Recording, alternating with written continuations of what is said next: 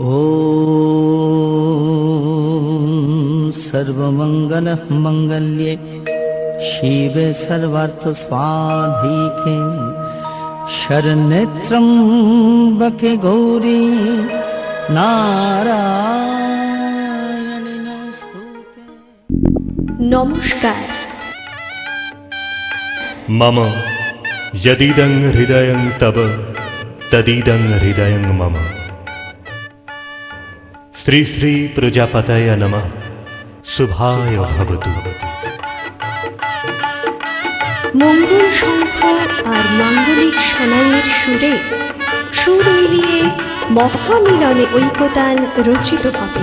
জীবন বিনায় গায়ত্রী ছন্দে ধ্বনিত হবে বেদ মন্ত্র। উলুধ্বনি ও শঙ্খধ্বনির মধ্যে অভিনন্দিত হবে প্রজাপতি ঋষির আশীর্বাদ।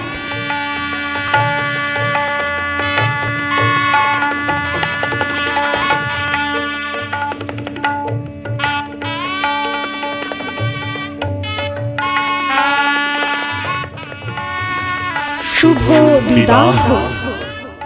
ओम शांति शांति शांति।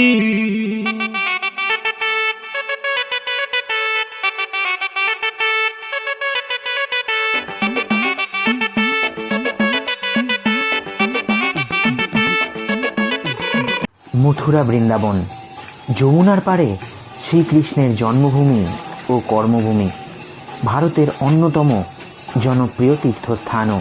বৃন্দাবন ধামে আজ আমাদের গন্তব্যে কিন্তু রাধাকুণ্ড রয়েছে। এখান থেকে রাধাকুণ্ড হচ্ছে 21 কিলোমিটার। 84 কোষের এই ব্রজ পরিক্রমায় যাবট গ্রাম থেকে আমরা এসে পৌঁছালাম নন্দগ্রামে। নন্দগ্রামে রয়েছে নন্দমহল, আর এই নন্দমহলের সঙ্গে জড়িয়ে রয়েছে শ্রীকৃষ্ণের শৈশবের অনেক কাহিনী। মন্দিরের ভেতরে বিগ্রহ রূপে রয়েছে নন্দ বাবা, রয়েছে শ্রীকৃষ্ণ, রয়েছে বলরাম, রয়েছে দুই সখা, রয়েছে মানসুখা আর ধানসুখা। একজন মনের সুখ দেন ব্রজবাসীকে, আরেকজন হচ্ছে ধনের সুখ লাভ করান ব্রজবাসীদেরকে। যশোদা মায়ের পাশে রয়েছে হচ্ছে রাধা। শ্রীকৃষ্ণের জন্ম হয়েছিল মথুরায় কংসের কারাগারে, সেখান থেকে গোকুল। কিন্তু এই নন্দগ্রামের সাথে শ্রীকৃষ্ণের জীবনের কি সম্পর্ক জড়িয়ে রয়েছে গোবিন্দর মুখে শুনেছিলাম সেই কাহিনী। যদি তং হৃদয় মম তদি তং হৃদয় তব, যদি তং হৃদয় মম তদি তং হৃদয় তব।